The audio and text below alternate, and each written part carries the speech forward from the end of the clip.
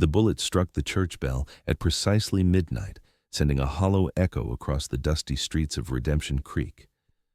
Zara Bennett flinched at the sound, her tears falling faster as she clutched the crumpled letter to her chest. The moonlight illuminated her slender figure huddled on the church steps, her wedding dress now stained with dirt and blood that wasn't her own. Samuel Keller watched from the shadows, his hand resting on his revolver.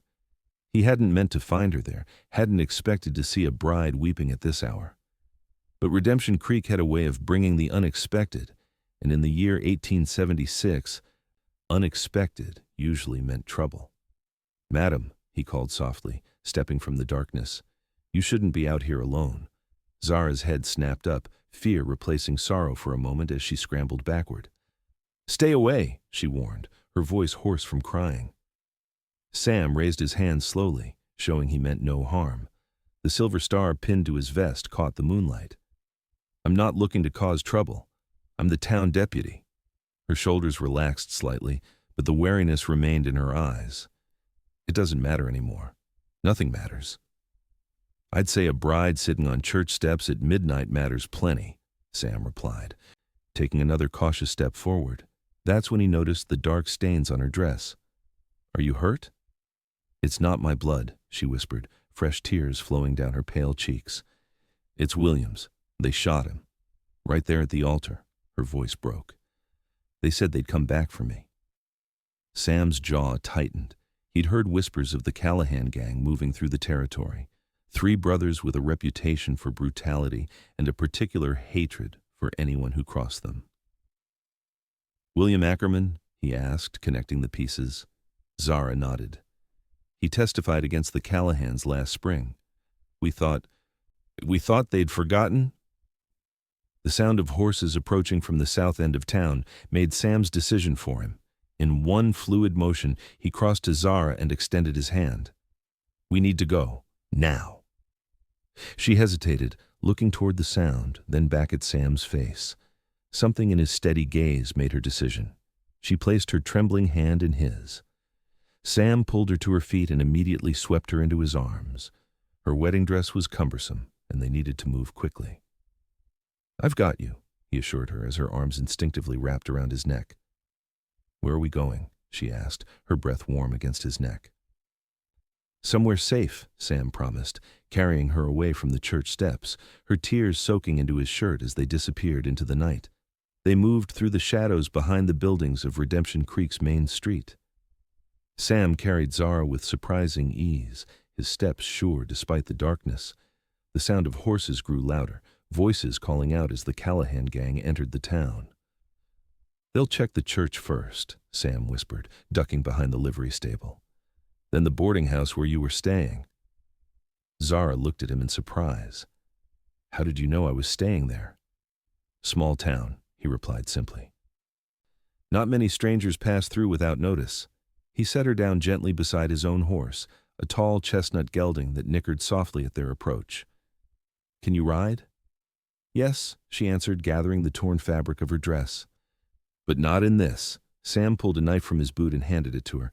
"Take what you need off the bottom. I'm sorry, but we don't have time for propriety."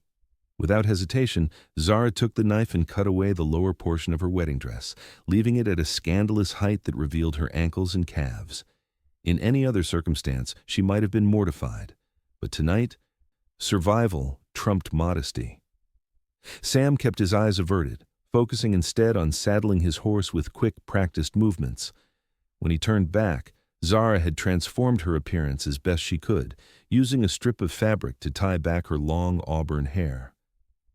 "Ready?" he asked, offering his hand to help her mount. She nodded, allowing him to boost her onto the saddle before he swung up behind her. His arms came around her to take the reins, creating a protective circle she couldn't help but lean into. "Where are we going?" she asked again as they moved away from town at a careful walk, avoiding the main roads. "My cabin," Sam answered, his voice low near her ear. "It's about 10 miles north, hidden in the foothills. The Callahans won't think to look there." Zara nodded, then stiffened as shouts erupted from the direction of the church. "They've found the church empty," she whispered. Hold on, Sam urged, nudging his horse into a gallop once they were far enough from town that the sound wouldn't carry. The night air whipped past them as they rode, the stars overhead a silent witness to their flight. Zara found herself clinging to the arm Sam had wrapped around her waist, his solid presence the only thing that felt real in a world that had shattered hours before. I don't even know your name, she realized suddenly. Samuel Keller, he answered. Most folks call me Sam. Zara Bennett, she replied, then corrected herself with a bitter edge. Almost Zara Ackerman, but fate had other plans. Sam tightened his hold slightly, a gesture of comfort rather than restraint. I'm sorry about William. He was a brave man to testify. He was a fool, Zara whispered, her voice breaking. I told him we should leave, start fresh somewhere else, but he insisted on staying, said he wouldn't be run out of his hometown by criminals. They rode in silence for a while. The rhythm of the horse's hooves a hypnotic counterpoint to Zara's grief. The adrenaline that had carried her through the last few hours began to fade, leaving behind an exhaustion so profound she found herself leaning more heavily against Sam's chest. Stay awake, he murmured. We're almost there. Zara forced her eyes open, focusing on the landscape around them. The open prairie had given way to rocky foothills, dotted with pine trees that grew more numerous as they climbed. Finally, Sam guided his horse off the faint trail they'd been following and into a stand of trees so thick they had to duck to avoid low-hanging branches. Here we are, he said as they emerged into a small clearing. A cabin stood before them, simple but solidly built, with a corral for horses off to one side. Sam dismounted first, then reached up to help Zara down. Her legs trembled as they took her weight, and she would have fallen if not for Sam's steady hands at her waist. Easy, he said. You've been through hell tonight. Zara looked up at him, really seeing him clearly for the first time in the soft light of dawn that was just beginning to break over the eastern horizon. He was younger than she'd first thought, probably no more than 25. With dark hair that fell across his forehead and serious blue eyes that seemed to see more than she wanted to reveal. Thank you, she said simply, for risking your life for a stranger. Something flickered in those blue eyes. I'm a deputy. It's my job to protect people. Is that the only reason? She asked, surprising herself with the question. Sam hesitated, then shook his head slightly. No, madam. I don't suppose it is. He led her into the cabin, lighting a lamp that cast a warm glow over the sparse but tidy interior. A table with 2 chairs, a small kitchen area, a bookshelf surprisingly full of volumes, and a bed tucked into the corner. You take the bed, Sam said, moving to stoke the embers in the fireplace. I'll keep watch. Zara stood awkwardly in the center of the room, suddenly aware of her disheveled appearance and the impropriety of their situation. I can't take your bed. You can and you will, Sam replied firmly. You need rest. Too exhausted to argue further, Zara sank onto the edge of the bed. What happens now? She asked, her voice small in the quiet cabin. Sam added a log to the growing fire before answering. We wait. The Callahans won't give up easily, but they can't search forever. Sheriff Briggs will be back from Silver Creek in 3 days. We'll figure things out then. 3 days, Zara repeated. The number seemed both impossibly long and terrifyingly short. Sam nodded, then moved to a trunk at the foot of the bed. He pulled out a clean shirt and offered it to her. For sleeping, he explained. It'll be more comfortable than... He gestured to her ruined wedding dress. Zara accepted the shirt with a grateful nod. Could you... She gestured vaguely, a blush rising to her cheeks. Of course, Sam said quickly, turning his back to give her privacy. I'll just check on the horse. He stepped outside, closing the door firmly behind him. Zara changed quickly, unbuttoning her wedding dress with trembling fingers. As it pooled at her feet, she felt a strange sense of release, as if she were shedding more than just a garment. She slipped Sam's shirt over her head, the soft cotton falling to her knees. When Sam returned, he knocked softly before entering. His eyes widened slightly at the sight of her in his shirt, her hair loose around her shoulders, but he quickly composed his features. You should sleep, he said, moving to the chair beside the fireplace. I'll wake you if there's any trouble. Zara slipped under the quilt, the unfamiliar scent of pine and leather surrounding her. Despite her exhaustion, sleep seemed impossible.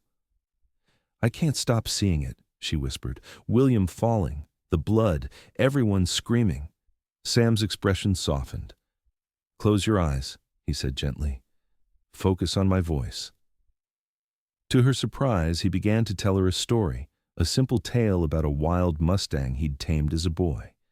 His voice was low and soothing, washing over her like a balm. Before he finished, Zara had drifted into an exhausted sleep, her tears finally dry on her cheeks. Sam watched her sleep, his hand never far from his revolver. He'd known of William Ackerman. Of course, everyone in Redemption Creek knew the story of how the young rancher had testified against the Callahan brothers after witnessing them murder a traveling salesman. What Sam hadn't known was that Ackerman had been engaged, planning to marry despite the lingering threat. And now his bride was here, sleeping in Sam's bed, her life in his hands. He shifted in his chair, preparing for a long vigil. The Callahans wouldn't give up easily. They'd hunt Zara down, both as revenge against Ackerman and to eliminate the witness to their latest murder. Sam wouldn't let that happen. Something about Zara Bennett, her courage in the face of tragedy, the way she'd cut away her wedding dress without hesitation when survival demanded it, stirred something in him he'd thought long buried. Outside, the sun climbed higher, birds beginning their morning songs. In the small cabin hidden in the foothills, Sam kept watch over the sleeping woman, his resolve hardening with each passing minute. The Callahans had taken enough. They wouldn't take her too. Zara woke with a start, momentarily disoriented by the unfamiliar surroundings. Sunlight streamed through the cabin's single window, casting long rectangles of light across the plank floor. She sat up quickly, clutching the quilt to her chest. Easy, came Sam's voice from across the room. You're safe.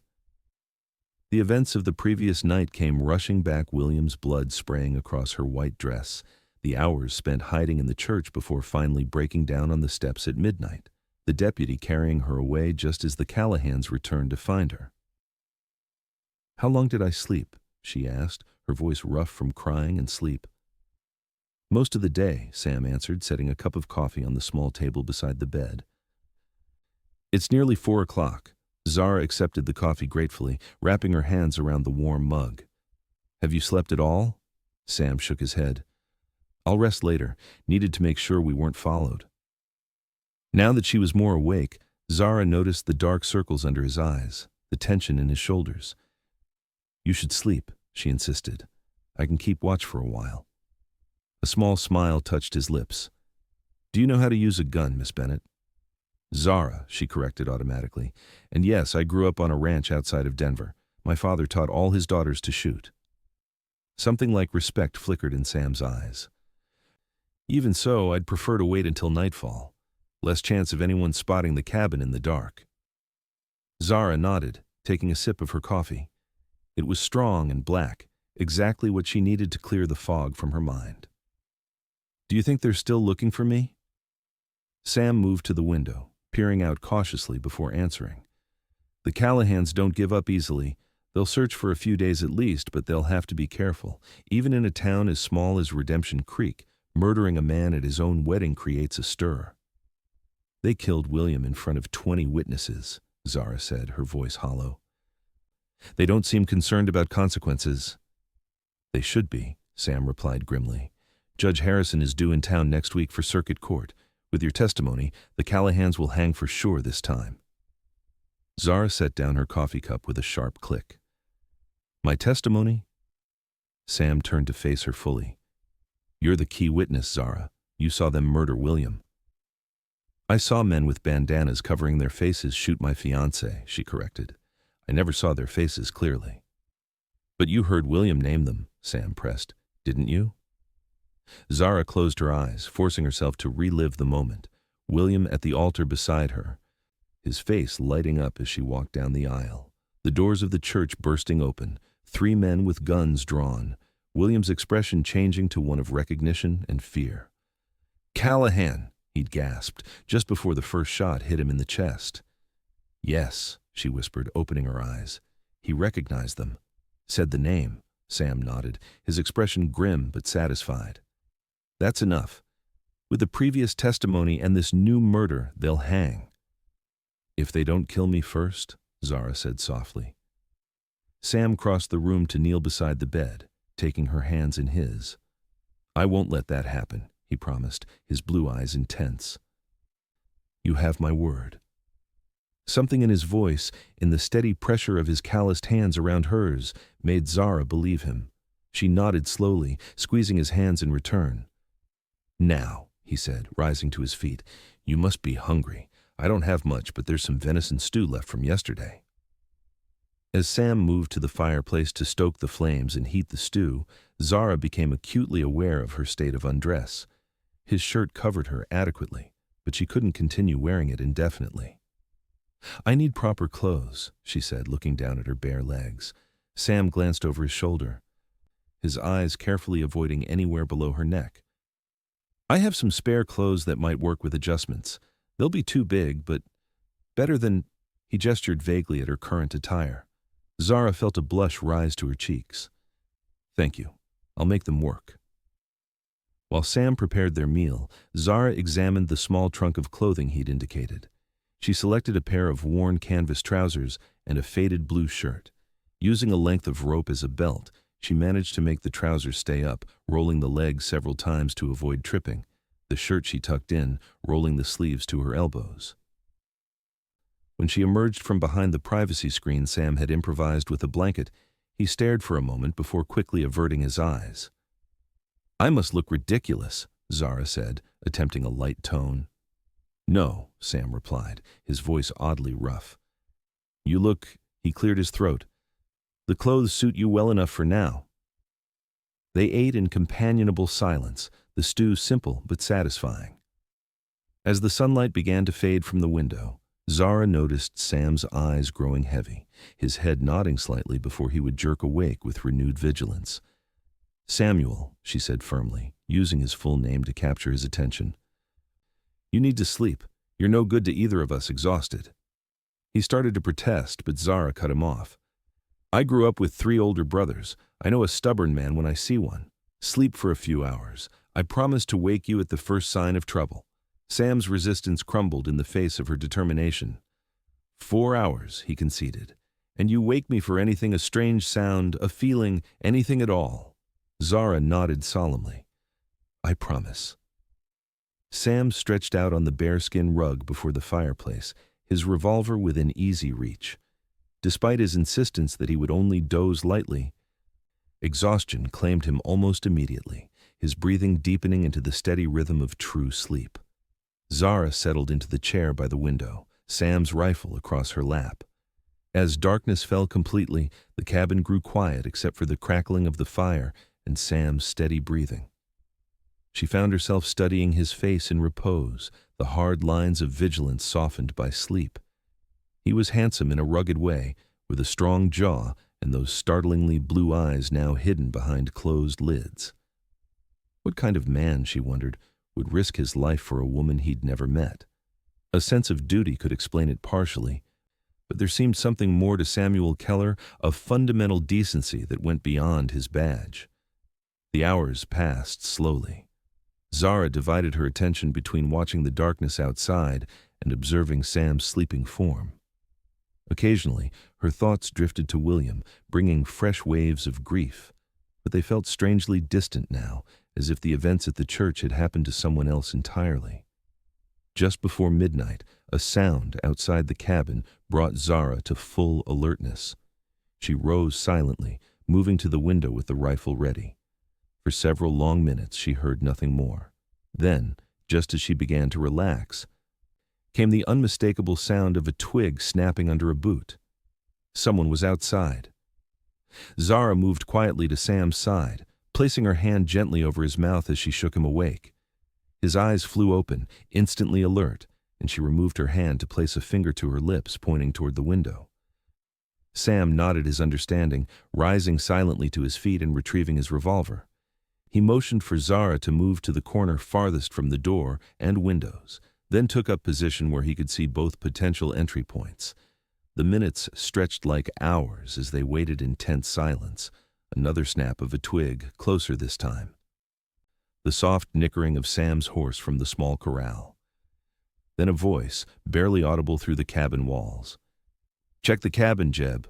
Could be they're holed up here." Sam's jaw tightened. The Callahans had found them. He glanced at Zara, seeing the fear in her eyes, but also a steely determination that stirred something in his chest. She raised the rifle slightly, indicating her readiness. The footsteps approached the door. Sam positioned himself to the side, ready to fire the moment it opened. But instead of trying the door, the intruder moved to the window, attempting to peer through a gap in the curtains. In the faint moonlight that filtered through the trees, Sam could make out the silhouette of a man's hat. Without hesitation, he fired through the window, the sound deafening in the small cabin. A cry of pain confirmed his shot had found its mark. Immediately, gunfire erupted from outside, bullets splintering the cabin walls and shattering the window. "Stay down!" Sam shouted to Zara, who had already pressed herself against the floor in the corner. He returned fire methodically, conserving ammunition, aiming for the muzzle flashes visible in the darkness. From outside came cursing and the sounds of men moving through the underbrush. "How many?" Zara called over the gunfire. "At least 3, Sam answered, ducking as a bullet embedded itself in the wall above his head. "Maybe 4. The gunfire paused briefly. "Deputy Keller," a voice called from the darkness, "we know you're in there with the Ackerman woman. Send her out and you can walk away from this." "Go to hell, Callahan," Sam shouted back, using the momentary ceasefire to move to a different position. The voice laughed, a chilling sound in the night. "Already been there, deputy. Found it lacking in entertainment." The shooting resumed with increased intensity. Sam realized with growing concern that they were being deliberately pinned down while the attackers repositioned. Soon, they would have the cabin surrounded, and their options would dwindle rapidly. He crawled to where Zara crouched, her face pale but composed in the dim light. "There's a trap door under the bearskin," he told her quickly. "It leads to a root cellar and a tunnel that comes out about 50 yards down the hillside. It's narrow and rough, but it'll get you away from here." Zara's eyes widened. "You want me to leave you?" "I'll hold them off. Give you time to get clear," Sam insisted. "My horse is hobbled in the corral. If you can reach him, ride for Silver Creek. Find Sheriff Briggs." "No," Zara said firmly, surprising him. "I won't leave you to die for me." Before Sam could argue further, a new sound joined the chaos, the thud of something hitting the cabin's roof, followed by the unmistakable odor of kerosene. "They're going to burn us out," Sam realized aloud, his mind racing through their limited options. The roof ignited with a whoosh, flames immediately taking hold of the dry wood. Smoke began to fill the cabin, making them both cough. "No more arguments," Sam said, pulling back the bearskin to reveal the trap door. "We both go. Now." He lifted the heavy wooden door, revealing a dark hole with a ladder descending into blackness. "You first," he ordered Zara, covering her with his body as more bullets splintered the cabin walls. Zara hesitated only briefly before climbing down, Sam following close behind. He pulled the trapdoor shut just as the cabin's roof began to collapse in a shower of burning embers. The root cellar was cool and damp, a stark contrast to the inferno above. Sam lit a small lantern that hung from a hook on the wall, revealing a narrow tunnel extending from the back of the cellar. "This way," he said, taking Zara's hand to guide her. The tunnel was exactly as Sam had described, narrow and rough, forcing them to crouch as they moved through the darkness. Zara stumbled several times on the uneven ground, but Sam's steady grip kept her upright.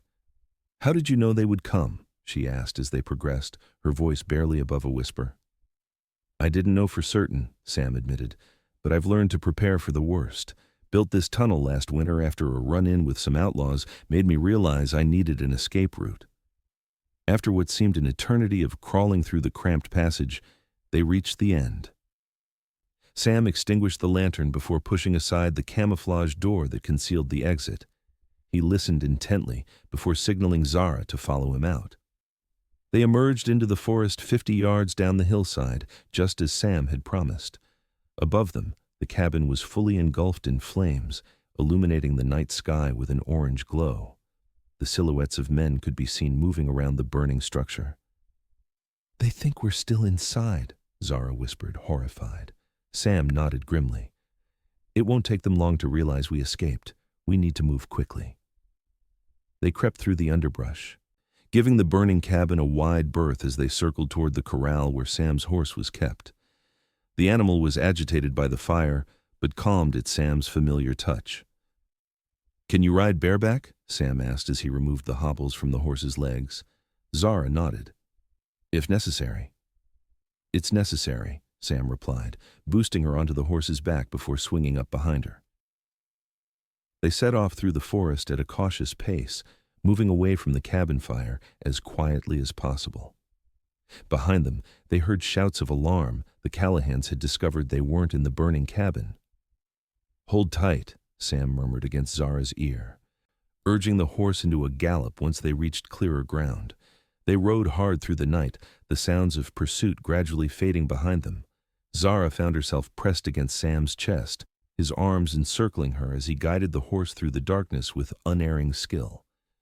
Despite the danger, she felt a strange sense of security in his embrace. Dawn was breaking when they finally stopped to rest by a small stream.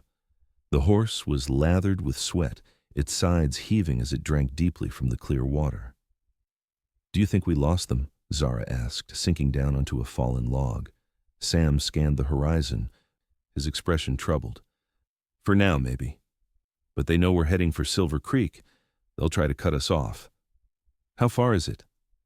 30 miles, give or take, Sam answered, kneeling beside the stream to splash water on his face.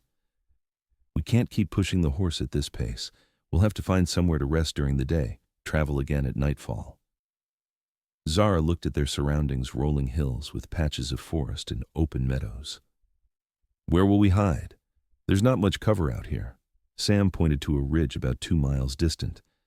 There's a line of bluffs over there. Might find a cave or at least an overhang for shelter. They rested for an hour, allowing the horse to recover somewhat before continuing their journey. As they rode toward the bluffs, Zara became increasingly aware of Sam's proximity, the warmth of his body against her back, the strength in the arms that encircled her as he held the reins. Why did you become a deputy? She asked, partly from genuine curiosity and partly to distract herself from these unsettling awareness. Sam was silent for so long, she thought he might not answer. My father was killed by outlaws when I was 16, he finally said, his voice low near her ear. Sheriff Briggs tracked them down, brought them to justice. I decided then that's what I wanted to do, help make sure other families didn't lose someone the way mine did. I'm sorry about your father, Zara said softly. It must have been difficult. It was, Sam acknowledged, just my mother and me after that. She passed 2 years ago. So you're alone now, Zara observed, feeling a strange kinship with him. Her own parents had died within months of each other 3 years earlier, leaving her and her brothers to manage the family ranch until it became clear the drought would claim it regardless of their efforts. I was, Sam replied, something in his tone making Zara's heart beat faster. Not sure I am anymore. Before she could respond to that surprising statement, Sam's attention shifted to the bluffs ahead. There, he said, pointing to a dark shadow along the rock face. Looks like a cave entrance. The cave proved to be small, but adequate for their needs, deep enough to conceal them and the horse from casual observation, with a small spring trickling from the rock at the back. Sam unsaddled the horse and rubbed it down with handfuls of grass, while Zara explored their temporary shelter. We should be safe here until nightfall, Sam said, arranging his saddle and blanket to create a makeshift bed. You should rest. Zara sat on the blanket, suddenly aware of how exhausted she was. What about you? I'll keep watch for a while, Sam replied, taking a position near the cave entrance where he could observe the surrounding landscape. Despite her intention to stay awake and share the watch, Zara found herself drifting off, the events of the past days finally catching up with her. Her last conscious thought was of Sam's profile silhouetted against the cave entrance, vigilant and steadfast. She woke to the touch of Sam's hand on her shoulder, his voice urgent in her ear.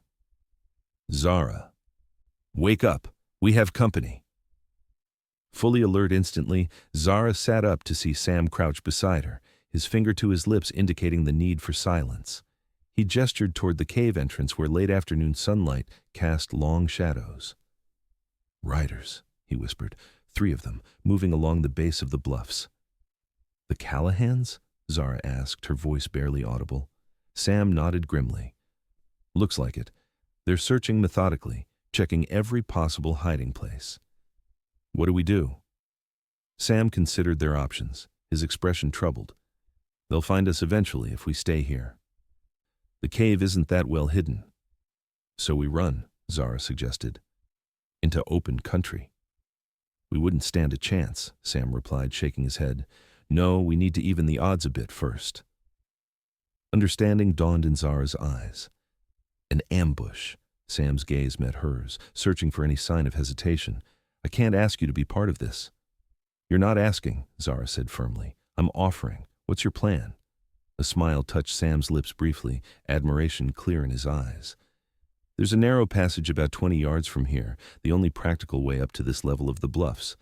If we position ourselves above it, we can pick them off as they come through," Zara finished. "I'll need a gun." Sam handed her his spare revolver. 6 shots. Make them count." They moved silently out of the cave, keeping low and using the rock formations for cover as they made their way to the position Sam had identified. It was a perfect natural ambush point, a narrow defile between 2 rock walls, with convenient ledges above where they could position themselves. "I'll take the north side," Sam whispered, checking his revolver one final time. "You take the south. Wait for my signal." Zara nodded, her heart pounding but her hands steady as she climbed to her position. Below, she could hear the approaching riders, their voices carrying in the still afternoon air. "Tracks lead this way, Eli," one man called. "Horse and 2 people heading toward the bluffs." "Check every cave and crevice," another voice responded. "They can't have gone far on 1 horse." Zara settled into position, the revolver ready in her hand. She could see Sam across the narrow passage, his expression focused and calm. He caught her eye and nodded once, a gesture of confidence that steadied her nerves. The minutes stretched endlessly as they waited. Finally, the first rider appeared at the entrance to the narrow passage, a tall man with a shock of red hair visible beneath his hat. He hesitated, clearly wary of the confined space. "Don't like the look of this, Eli," he called over his shoulder. "Perfect spot for an ambush." "Since when are you scared of shadows, Jeb?" came the mocking reply. "Get moving. We're burning daylight." Reluctantly, the red-haired man urged his horse forward into the passage, followed by a second rider, older, with a gray-streaked beard and cold eyes that scanned the rocks above. The third man remained at the entrance, apparently designated to guard their rear. Sam waited until the first 2 riders were fully committed to the narrow defile before giving the signal a sharp whistle that echoed off the rock walls. Immediately, he fired at the lead rider, his bullet finding its mark. The man cried out, clutching his shoulder as he tumbled from his horse. Zara took aim at the second rider, her father's voice in her memory guiding her movements. "Breathe out, squeeze, don't pull." Her shot caught the bearded man in the arm, causing him to drop his gun with a curse. Chaos erupted in the confined space. The horses panicked, rearing and adding to the confusion. The third man at the entrance began firing blindly upward, his bullets chipping stone but finding no human targets. Sam fired again, deliberately aiming for the third man's horse. The animal screamed and bolted, carrying its rider away from the fight. In the defile, the 2 wounded men were struggling to retrieve weapons and control their frightened mounts. "Drop your guns!" Sam shouted. "You're finished, Callahan!" The bearded man, Eli Callahan himself, looked up with hatred burning in his eyes. "This isn't over, deputy," he snarled, raising his revolver despite his wounded arm. Sam fired first, his bullet striking Eli in the chest. The outlaw leader toppled slowly from his saddle, dead before he hit the ground. The remaining Callahan, still clutching his wounded shoulder, stared at his fallen brother in shock. Then, with a howl of rage, he drew a hidden derringer and aimed at Sam. Zara fired without hesitation, her bullet catching Jeb Callahan in the neck. He dropped the derringer, hands going to his throat as blood poured between his fingers. He fell to his knees, then face forward onto the rocky ground. Silence descended, broken only by the nervous shuffling of the abandoned horses. Sam looked across at Zara, concern in his eyes. "Are you all right?" She nodded, suddenly aware she was trembling. "I've never killed a man before," she said, her voice hollow. Sam climbed down from his position and crossed to her, helping her descend from the ledge. When her feet touched the ground, he kept his hands on her waist, steadying her. "You did what you had to do," he said gently. "He would have killed me." Zara looked up into his face, seeing understanding rather than judgment in his eyes. "I know," she whispered. "That's why I don't regret it." Sam's expression softened, and for a moment, Zara thought he might kiss her. Instead, he stepped back, releasing her waist. "We need to move," he said, his voice rougher than usual. "The 3rd Callahan will be back with reinforcements." They collected the outlaws' weapons and ammunition, as well as their horses, 2 sturdy animals that would allow them to travel faster than before. Sam insisted on burying the Callahan brothers, despite Zara's concerns about the time it would take. "No man should be left for the scavengers," he said firmly, "not even them." The simple task took longer than expected, the rocky ground resistant to their improvised tools. By the time they finished, twilight was deepening toward night. "Silver Creek is still a good day's ride," Sam said as they mounted their newly acquired horses, "but at least now we're better equipped." They rode through the night, keeping a steady pace that ate up the miles. Zara found herself watching Sam as he rode beside her, noting the quiet confidence in his posture, the way his eyes constantly scanned their surroundings for danger. She had known William Ackerman for nearly a year before agreeing to marry him, yet she realized with a start that she felt she knew Samuel Keller better after just 2 days. The thought brought a wave of guilt. William was barely cold in his grave, if he even had a grave yet, and here she was, noticing another man's strong profile in the moonlight. But something about Sam called to her in a way she couldn't ignore, a connection that seemed to transcend the circumstances of their meeting. Dawn found them on the open prairie, the terrain gradually changing from the rocky foothills to rolling grasslands. They stopped briefly to rest the horses and eat some of the jerky found in the Callahan saddlebags. "Tell me about William," Sam said unexpectedly as they sat side by side on a fallen log. Zara looked at him in surprise. "Why?" Sam met her gaze steadily. "Because he was important to you. Because you loved him enough to marry him."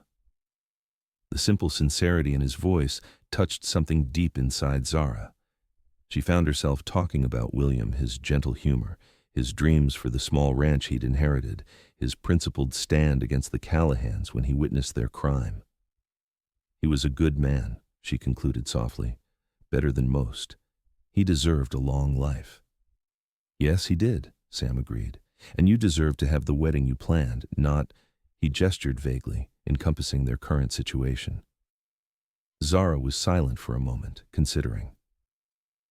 "I'm not sure the wedding would have been right, even without the Callahans," she finally admitted, surprising herself with the honesty. "I cared for William deeply, but sometimes I wondered if I was marrying him, because it made sense, not because—" She trailed off, unable to articulate the nebulous doubt that had plagued her. "Not because your heart demanded it," Sam finished quietly. Zara's eyes met his, startled by his perception. "Yes," she whispered, "exactly that." Something passed between them in that moment, an understanding, a recognition. Sam's hand moved as if to reach for hers, then stopped, returning to rest on his knee. "We should keep moving," he said, rising to his feet. "Still a long way to Silver Creek." They rode steadily through the day, the sun beating down on them as they crossed the open prairie. By late afternoon, heat shimmers rose from the ground, distorting the horizon. "There's a creek about 2 miles ahead," Sam said, pointing to a line of trees in the distance. "We can rest there during the worst of the heat." The creek provided welcome relief, cool water for them and the horses, shade from the relentless sun. Zara removed her boots and waded ankle-deep into the water, sighing with pleasure as the cool current flowed around her feet. Sam watched her from the bank, a smile playing at the corners of his mouth. "Careful," he warned. "Current's stronger than it looks." As if to prove his point, Zara slipped on a mossy stone, losing her balance with a small cry of surprise. Sam was beside her instantly, strong hands steadying her by the waist. "I've got you," he said, his voice low near her ear.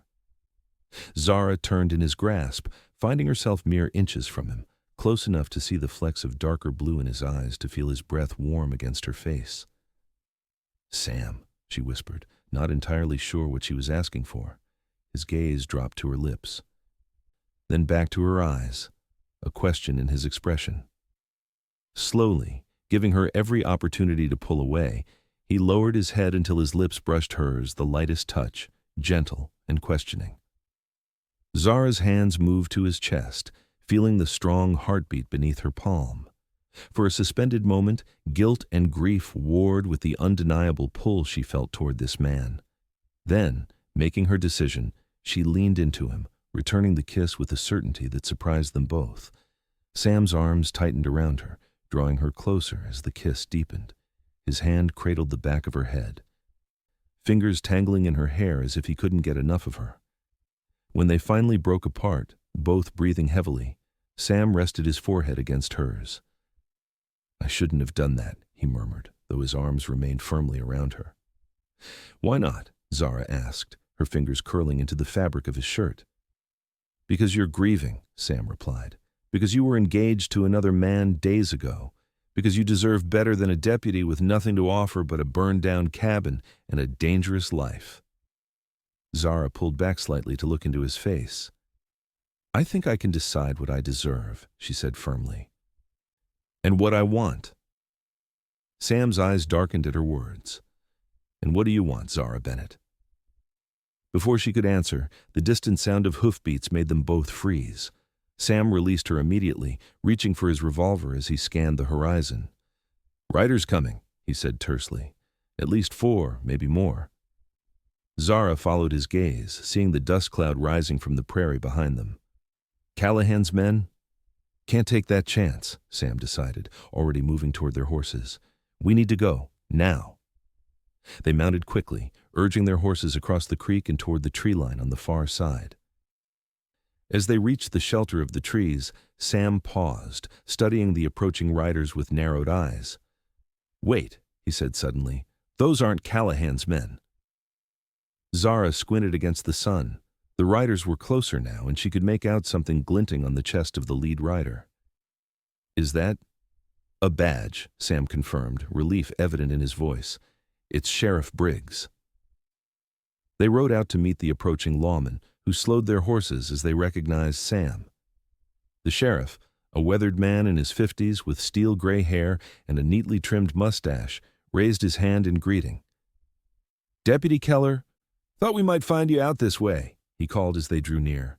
"Got word of trouble in Redemption Creek." "Sheriff," Sam acknowledged, touching the brim of his hat. "You're a welcome sight. This is Miss Zara Bennett." Sheriff Briggs's expression sobered as he looked at Zara. "Madam, I heard about what happened at your wedding. My condolences."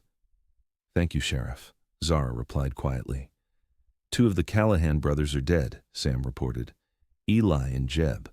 We had a run-in with them yesterday in the Bluffs. The 3rd brother, Luke, I believe escaped." The sheriff nodded grimly. "Luke Callahan won't be causing any more trouble." "We caught him trying to round up reinforcements in Silver Creek last night. He's in my jail now, waiting for the circuit judge." Relief washed over Zara, so profound she felt momentarily lightheaded. It was over. The men who had murdered William, who had hunted her across the territory, were either dead or captured. "You both look like you could use a hot meal and a proper bed," Sheriff Briggs observed. "Silver Creek's only a few hours' ride from here." They rode together toward Silver Creek, the sheriff's men forming a protective circle around them. Zara found herself riding beside Sam, their horses close enough that their legs occasionally brushed. Each time it happened, she felt a small thrill of awareness run through her. "What happens now?" she asked quietly, pitching her voice for his ears alone. Sam looked at her, his blue eyes serious. "That depends on you. The danger's past. You're free to go wherever you want, do whatever you choose." "And if what I choose is to stay?" Zara asked, holding his gaze. A smile slowly spread across Sam's face, transforming his features. Then I'd say Silver Creek could use a woman of your courage and determination. Just Silver Creek? Zara pressed, her heart pounding. Sam's voice dropped lower, intimate despite their public surroundings. No, not just Silver Creek. I could use you too, Zara Bennett. By my side, if you'll have me. Before she could respond, Sheriff Briggs called back to them. Town's just over that rise. You two holding up all right? Just fine, Sheriff, Sam answered, his eyes never leaving Zara's face. Better than fine, actually. Silver Creek proved to be larger than Redemption Creek, with a proper hotel where Zara was given the best available room. After days in the wilderness, the simple luxuries of a hot bath, clean clothes borrowed from the sheriff's daughter, and a real bed seemed almost overwhelming. That evening, after a substantial meal in the hotel dining room, Zara sat with Sam on the hotel's veranda, watching the sunset paint the western sky in shades of gold and crimson. Sheriff Briggs had taken their statements about the events at Redemption Creek and the subsequent confrontation with the Callahans, assuring them that Luke Callahan would hang for his crimes. I've been thinking, Sam said after a comfortable silence. My cabin is gone, but I still have the land. It's good land, fertile, with plenty of water. Are you planning to rebuild? Zara asked, watching his profile in the fading light. Sam nodded slowly. I am. Been saving for a proper house for some time now. Nothing fancy, but solid. Room to grow. Room for a family? Zara suggested, her heart quickening. Sam turned to face her fully, taking her hand in his. That's what I've been hoping to discuss with you, Zara. I know it's too soon, perhaps. You've suffered a terrible loss, and I wouldn't rush you. But I want you to know that when you're ready, if you ever could be ready, I'd be honored to build that life with you. Zara looked down at their joined hands, considering his words. By conventional standards, it was indeed too soon. William had been dead less than a week. Yet in that time, she had experienced more with Sam Keller than in all her months with William Danger and grief, yes, but also a connection that seemed to transcend time. I don't know what the proper waiting period is for a woman whose fiancé was murdered at the altar, she said finally, looking up to meet Sam's gaze. But I do know that life is precarious and unpredictable. The past days have taught me that much. They have indeed, Sam agreed, his thumb tracing gentle circles on the back of her hand. So perhaps conventional wisdom doesn't apply to our situation, Zara continued. Perhaps what matters is what we feel, what we know to be true in our hearts. Hope kindled in Sam's eyes. And what does your heart tell you, Zara? That some connections are rare and precious, she answered softly. That what's growing between us deserves a chance to flourish. That I would very much like to see this house you plan to build and perhaps help design it. Sam's smile was radiant in the gathering dusk. I was hoping you might say that. He leaned forward, his free hand coming up to cup her cheek as he kissed her a kiss full of promise and possibility, of futures unfolding before them. When they separated, Zara rested her head on Sam's shoulder, gazing out at the darkening prairie. How long will you stay in Silver Creek before returning to Redemption Creek? She asked. Sheriff Briggs asked me to testify at Luke Callahan's trial next week, Sam replied. After that, I'll need to report back to Redemption Creek, help restore order there, but I've been thinking it might be time for a change. Zara lifted her head to look at him questioningly. Sheriff Briggs mentioned they're looking for a new deputy here in Silver Creek, Sam explained. The town's growing, needs more law enforcement. It would mean a fresh start for both of us. Away from the memories in Redemption Creek, Zara murmured. Exactly, Sam agreed. Of course, we'd need to take it slow, get to know each other properly without danger pushing us together. Zara smiled at that. I think I'd like getting to know Samuel Keller under normal circumstances. And I'd like getting to know Zara Bennett, Sam returned, bringing her hand to his lips. Every day, for as long as you'll allow. The following week passed in a blur of activity. Luke Callahan's trial was swift and decisive, his guilt never in question. When the judge pronounced the death sentence, Zara felt not satisfaction, but a quiet relief that justice had been served. Sam spent his days assisting Sheriff Briggs, while Zara found herself welcomed by the women of Silver Creek. The sheriff's wife, a kind-hearted woman named Martha, took particular interest in helping Zara establish herself in town. "Samuel Keller is a good man," Martha told her over tea one afternoon. "James has always spoken highly of him. Said he's never met a more natural lawman with the right balance of toughness and compassion." "He is a good man," Zara agreed, a smile touching her lips. "Better than I deserve, perhaps." Martha patted her hand. "Nonsense, dear. After what you've been through, you deserve every happiness. And I've seen the way he looks at you like you're the sunrise after the longest night." The day after the trial concluded, Sam received an offer to become Silver Creek's second deputy. He accepted immediately, his decision made easier by the knowledge that Zara would remain in town as well. "It's official," he told her that evening as they walked along Silver Creek's main street. "I start next week. Sheriff Briggs is even helping me find land to purchase near town." "I'm glad," Zara said, slipping her hand into his. "Silver Creek already feels more like home than Redemption Creek ever did." Sam stopped walking, turning to face her. "There's something else I wanted to discuss with you," he said, suddenly serious. "I know we agreed to take things slowly, and I intend to honor that, but I also want to be clear about my intentions." Zara's heart quickened at his tone. "What intentions might those be, Deputy Keller?" Sam took both her hands in his. "I intend to court you properly, Zara Bennett, with your permission, of course, and if, after a suitable time, you find your feelings match mine, I intend to ask you to be my wife." Warmth spread through Zara's chest at his words. "I think I would like being courted by you, Samuel," she replied, squeezing his hands. "And as for the rest, I believe my feelings are already quite clear on the matter." Sam's smile was both tender and joyful as he bent to kiss her, there on the main street of Silver Creek, with the evening star just visible in the darkening sky. 6 months later, on a crisp autumn morning, Zara stood before the mirror in Martha Briggs's spare bedroom, smoothing the simple white dress she had chosen for the occasion. It wasn't the elaborate wedding gown she had worn in Redemption Creek, but somehow this dress felt more right elegant in its simplicity, just like the life she was choosing. A knock at the door preceded Martha's entrance, the older woman beaming with maternal pride. "You look beautiful, dear," she said, coming to stand beside Zara. "Samuel won't know what hit him." Zara smiled, a flutter of nervous excitement in her stomach. "Is everything ready?" "The church is filled to capacity," Martha confirmed. "Seems all of Silver Creek wants to witness Deputy Keller's wedding. James is with Samuel now, keeping him calm. Though, from what I saw, your young man is steady as a rock." "He always is," Zara said softly.